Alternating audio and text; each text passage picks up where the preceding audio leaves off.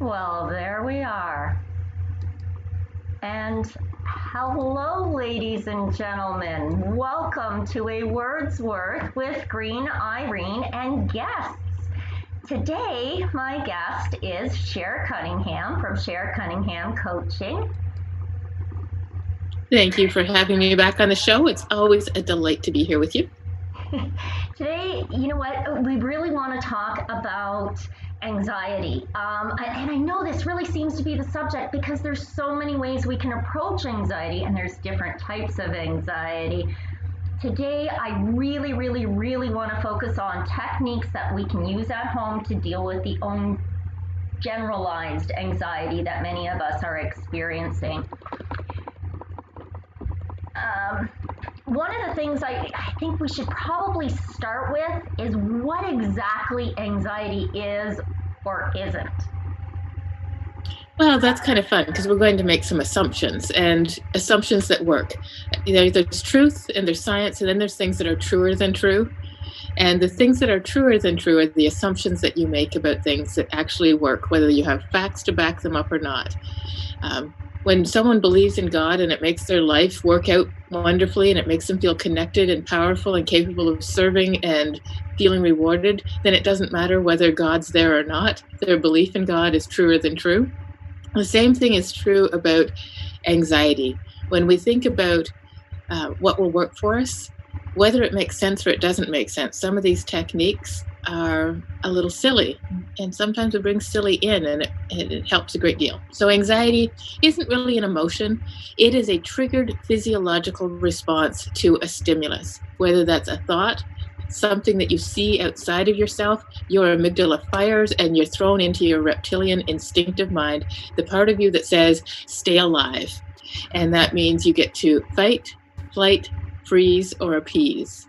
Now, often you'll just hear fight or flight are where anxiety lives, but freeze and appease are the ones that can get you even more devastatingly down because they can lead to depression. They are such a frozen place and such a weak place to be. So keeping in mind that when you want to hide and curl up in a ball in the corner or hide under the covers and eat chocolate, that's anxiety too. It may not feel like it. It might feel like a numb deadness or a level of fear that has you frozen. You're still in that same place. Your amygdala fired, and your amygdala fires faster than thought, faster than your personality and your resources can possibly come online. So you actually need to then take the anxiety out of your body before those resources come back online. You actually deliberately have to remove the anxiety to come back into your resources. Yes. Yes. I'm one of those persons who has dealt with anxiety since a very young age. Now, I learned very quickly that excitement and fear or anxiety kind of produce and they live in the same region in the brain. So instead of getting anxiously fearful about getting on a stage, let's say, I would get anxiously excited. So, like all things in life, I learned that anxious has both a positive and a negative connotation to it. It can mean both things, and it's how we act upon that is what's going to make the difference. Before we go any further, Cher, I just want to tell everybody who's tuning in and watching our show right now, I do believe that I have the chat feeds live, which means if anybody wants to ask any questions while we're live, we can probably answer them. I don't really know if this is going to work, so if we don't answer you, my apologies. I'll get the chat figured out soon. I'm learning as we go. We might need to bring one more person in just to monitor that for us. Well, if the system works out, if tech works the way it's supposed to, it's theoretically, but theory and practice are not very rarely, if ever, the same. Especially with technology. Technology itself can make us very anxious, right? Just having to learn all of this new stuff is a really big deal for many people that are at home now. I hear it all the time in the social groups that I belong to on different social medias like the Fibro Fighters of Canada, fibromyalgia support groups, anxiety support groups. And it's a lot of fun. It sounds like support group after support group, but they're actually a lot of fun, mostly because there's a lot of humor in there. So getting back to anxiety and the fact that there's a white side and a black side, there's light and there's dark, there's an up, there's a down, it's a very balanced equation. Most of the time we focus on most of the time I think we're focusing on the negative side of anxiety, but anxiety is a good thing. You mentioned fear. Well, all emotions are tools. In fact, all motivation is emotion-based. So you want to be able to use your emotions and identify what's the value of the anxiety being here at this moment. If there's no value, just being able to look at it and say, okay, anxiety is here. Is anything actually happening right now? So if you get in the habit of looking at emotions and saying, is this useful? Joy is here. Is that useful? Yes, let's sit in it for a few seconds instead of just moving on and barreling through the day. Becoming aware of the emotions as they pop up and deciding, do I want to extend this emotion? Do I want to listen to it? Or do I want to challenge it? Is this anxiety of any value? So instead of going, oh no, I'm anxious, what am I going to do? I've got to stop being anxious. You can get very caught into a deeper and deeper level of anxiety. When you say, oh, anxiety is here, it's because I'm doing something new. Is there some excitement to balance it off? Are there some things I can do to prepare to be more equipped for this situation? And if the anxiety is actually not useful at all, then having those tools, those NLP tools or hypnosis tools to remove the anxiety from your body is important. Because anxiety is a very physiological response, more so than it is about thoughts or real emotions that are of any great purpose. Right. Something I learned, and I use this statement with several people, is anxiety is not a noun. It is not a thing or a person or a place. It is a verb. Anxiety is an action. It's the thinking that's required for the experience of the feeling. It's the cause of the symptom. So the symptom is, fear or worry, apprehension, nervousness, that sort of thing. But anxiety itself is a verb. It's an action. So we have control over those. We can also turn it into a noun if we want to. So we can say, I'm doing anxiety. We can actually imagine taking the anxiety that we're doing and removing it from our body and putting it somewhere, so that then we can say, oh, anxiety is here. How big is the anxiety from 1 to 10? Where do I experience it in my body? Recognizing that really anxiety is a set of physiology. Your breath is higher, your shoulders are up, you're tense in your neck, but you're also able to say, well, it's adrenaline and cortisol. If I act as though I'm not anxious, my body will stop creating the physiology of anxiety. It'll stop creating cortisol and adrenaline.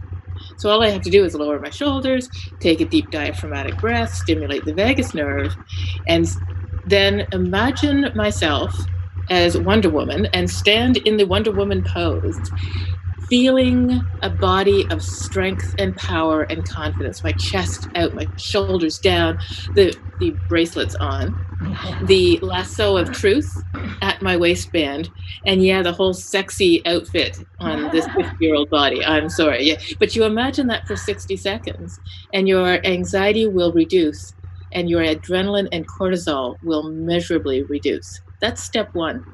If you just start practicing that and actually standing. If you're a man, do the Superman pose where your biceps look really big because you've got your fists. The big packs out there and the six pack and the yeah. Just imagine it. It doesn't have to be there, but you just need to picture it there. Your body physiology changes your brain chemistry. So that's amazing? Really important. We do emotions and we can choose to do different emotions. The problem with anxiety saying, don't be anxious, will make you more anxious. worse is, why am I so anxious again? Those questions just will make you more anxious. Well, Instead, ruminating is a really bad thing, and we'll get to that when we talk about a couple of the techniques that we can incorporate into our daily routines. We keep touching on, you just have to imagine. In order for anxiety to exist, you have to have an imagination. You have to be able to create a very potential negative experience.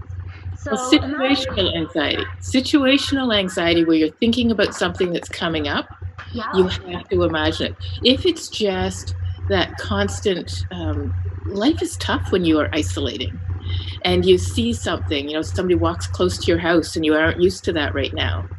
That stimulus that has nothing to do with thinking can also create anxiety. So that's where we get into those different types of anxiety, and being aware that some of them are triggered anxiety and others are situational, imagined anxiety about something that's going to happen in the future. And tell me if I've got this right. All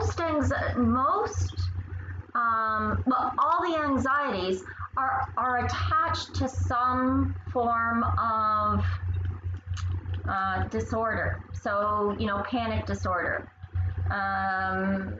agoraphobia, different phobias. Am I correct in understanding that the way that I interpreted it?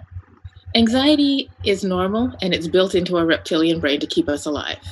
Right. It is healthy and normal. Your brain is working perfectly, just maybe not for what's going on right now. When you habituate it, absolutely, you can get into a disorder. But just because you have anxiety every day right now, it's because there's a pandemic going on. There's nothing wrong with you. Now, if you are finding that you are constantly worried about your health anxiety is a real thing. It is a disorder you can fall into. And it's one of the reasons I tell my clients, schedule a time to worry about it. If you want to go through the list of COVID-19 symptoms and go, don't have that, don't have that, don't have that, don't have that, check, done that for the day, then your brain knows you've dealt with it. When your brain knows you've dealt with something, it can move on, especially if it knows tomorrow you'll check again and you don't have to worry about it in between now and then. So I know we're going to run out of time before we get to a quarter of the stuff that we want to talk about. But one of the things that standing confidently piece is one of the pieces for today. Another piece for today that is about imagination is, when you think about the anxiety, do you have a picture? In NLP, that question comes up 6 million times in a series of sessions. As you think about this thing about which you are doing anxiety, do you have a picture? Great. We all do, because we store things as pictures. Now, if you can take that picture and imagine grabbing it, crumpling it up and throwing it out into the sun, watching it go over the horizon and blowing up into the sun into the little puff of smoke, what will happen is you will store that thing about which you had been anxious in a different spot in your brain, in a different way, so that you do not feel it the same way. The fact that you imagined it being thrown away is telling your brain, this is not valuable. Imagining anxiety is not valuable in this situation. You're recoding it as though you were a computer programmer saying, why is this front and center?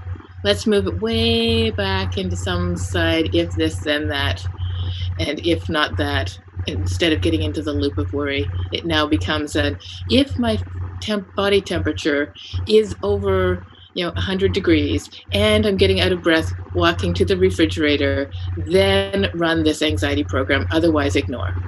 And That's how you really want it to be encoded. That's right. Some exercises that we can do to help start putting that encoding into place. Of course, all anxiety types or conditions can be reduced, if not eliminated, with meditation. So, we're not really going to get into the chit chat about meditation. It is what it is. And the bottom line is, close your eyes, do this imaginary thing, allow yourself to just release and spend some quiet time staring at a flame if all else fails. Some grounding exercises. So when you ground into your body and into this moment, you change what you're thinking about. one of the very simplest grounding exercises that I find just what anybody can do is just to sit comfortably. Make sure that your posture is kind of upright and supported, and your feet are flat on the floor. And just think into your feet. Feel the sensations of your feet. And imagine that from your feet, you could be growing roots of energy right into the earth, so that you are rooting yourself literally in your imagination into the earth. Similarly, you could just imagine, if you're not sitting with your feet flat on the ground, possibly just a pillar of light. The light is coming from above, through your body, through the core of your body, right down into the earth, and right to the core of the earth. Feeling the sensation of that energetic pillar as it goes through you and feeds you from above and from below. That, just a few seconds, imagining that. Once you've practiced this a few times, you'll be able to just anchor that into the idea of a pillar of light or roots into the ground, and instantly achieve that I'm back, I'm here, I'm now, I'm not worried about the future, I'm not trying to come up with all these different ways of being scared, I'm just here and I'm now. There's a lot of power in showing up and being present. And one of the biggest things it does is it means all your imagination of the future and the past isn't with you in this moment. You're just you, and you are here. Right. Sorry, you know what? I think we might have gotten a text. Let me just see if there's any quick. Nope, it didn't work out. It was my text message. Sorry. So what does Irene have to say today? Sorry, what was that? So what did Irene text to us today? I didn't. Apparently, I didn't get the text component of the live feed figured out yet. I'm working on it. I'm hopefully going to get there soon enough. One day at a time. And so yeah, that's an excellent grounding technique. The other thing I like to do when I can is I tend to practice the pretending what ifs. So what? What if everybody in this town, more than half this town, got COVID? 3% of them are going out the door. What if? So when you practice the what if, you can also reverse that what if. What if it completely missed our town and less than 0.03% obtained it because the people in our area were smart enough or wise enough or considerate enough to stay indoors, to wash their hands, to keep to themselves, to not go into panic mode, because panic makes crazy. Desperation makes people panic, and panic makes people crazy. We're all animals when it comes right down to it. These are some of the fears that I hear and see in social media groups. And not spending too much time on social media. As soon as you start feeling a little uncomfortable reading through the comments on social media, just notice it. It's again, notice those emotions in your body. They might start feeling just like irritation. As soon as that irritant pops up, just ask yourself, have I spent more time reading comments on social media than is actually healthy for me mentally? And chances are the answer is going to be yes. Step away from it for at least 5 minutes and say, do I really want to go back to reading the social media again? Because a lot of the negative bias that you will find, it is an instinctive thing that's designed into our brain. We are supposed to have a negative bias so that we stay alive. That's that reptilian part of our brain that looks for problems so that we can deal with them. And it will invent problems if it doesn't find them. It's a healthy thing to do for your brain, not so healthy for your mind or your mental wellness. So be aware of when you're starting to feel that creepy anger and irritation at some of the things that you're reading on social media, and just step away. It's not actually necessary to read social media comments to survive through your day. Yeah, taking yourself out of the symptoms and putting yourself back into the cause. Take the action.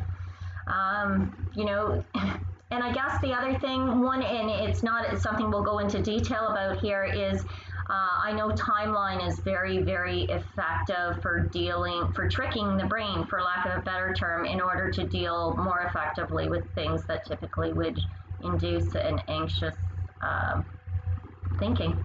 We can do something really quick on the timeline. So the more you get anxious about a specific thing, the deeper the path is, like walking through the snow. The path to the anxiety gets deeper and deeper the more often, and it's why you get entrained into anxiety. So what can be valuable is to light up the thing about which you are anxious and then bring in some resources of confidence. With timeline, the easy way to do this is to light up the thing you were worried about and then imagine that you can float out into the future to, say, 3 minutes or 3 days or 3 weeks after they said, you know what, guys, we did it, we got this, we licked it, we're going to go out with sense and sensibility. We're probably going to be going out to stores being reopened, but still doing some physical distancing because we've proven it works and because our population can do it. So you go, imagine you're in the future to the new normal. We've licked it. We've made it through. And just at that point, turn and look back toward now and say to yourself, well, now where's the anxiety? The anxiety can only happen about something that's in the future, not about something that's in the past. So what you do in that case is you're lighting up that path in your brain and you're adding calm and peace and relaxation and letting go of the anxiety over and over again. You will actually change that path in your brain to be smoother and calmer so that you change your experience of it. So again, just imagine, float out 3 months in the future past the successful end of social distancing and flattening the curve, and turn and look toward now and then ask yourself, now, where is the anxiety? It's in the past, it's gone. That will smooth how you experience, how you think about that today. Kind of weird, timey-wimey, and it's supposed to be. It adds resources to the thing about which you had been anxious. Fair enough, and that makes a lot of sense. Adding resources when we feel lost is really helpful. In other words, the more choices we have, the better equipped we are to make good quality decisions. Now, next week, if we talk about this grounding again, we can talk about how to use those grounding exercises to replenish yourself as well. So practice doing the grounding this week. The roots down into the earth, or the pillar of light that comes through you all the way through down to the center of the earth. Practice that. We can always add some more dimensions next week that will replenish, rejuvenate, and refresh you from that same exercise, just adding another layer to it. Okay, that's wonderful. Yeah, okay, so I know what we're talking about next week. And we have just removed or eliminated some of my anxiety, not knowing what we're going to talk about next week. No, I'm just kidding. Cher, it's always a pleasure talking with you, and I really do appreciate your insight, your wisdoms. It's very valuable to our listeners, and I know that it is. I know that I'm expecting a fair amount of feedback in the coming days. As such, I'll be in touch and be sending you over a few questions here and there. So once again, thank you for today's talk. I do want to thank you for having me here and remind you that I feel it is my civic responsibility to help 100 people in the next 100 days. So if you know somebody, especially an entrepreneur, who is struggling with their business, you can send them to SherCunningham.com. They will see a link under contact, 100 in 100. And I'm worried about our business people, especially our small business people, our moms and pops who have nothing in funding available to support them through this time. Let them know that I can help them get their mindset under control, maybe look at strategy, even if that's gracefully closing their business. Yeah, gracefully closing the business. That's the saddest part of it all. I do, you know what? I really do. I recommend you 100%. Anybody out there looking to find out what your options are, what choices do you have? You're looking for some business consulting, you're looking for some direction, you're looking for some assistance, definitely see SherCunningham.com. Cher is an excellent coach with a tremendous background in business, computers, technology, design, marketing, and she knows how to communicate very effectively. That being said, once again, Cher, thank you for taking the time out today, and I love having you. So this is great. And thank you for tuning in today. Anybody that has any questions or comments related to today's show, today's topic, or any of the other shows, please don't hesitate to reach out, ask your questions, make your comments, add your suggestions. More information can be found at www.greenirene.ca.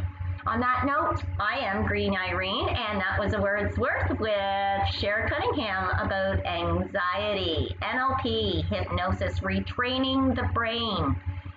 Stay safe, be happy. You are strong. It's about emotional regulation. Be stronger. Ciao for now.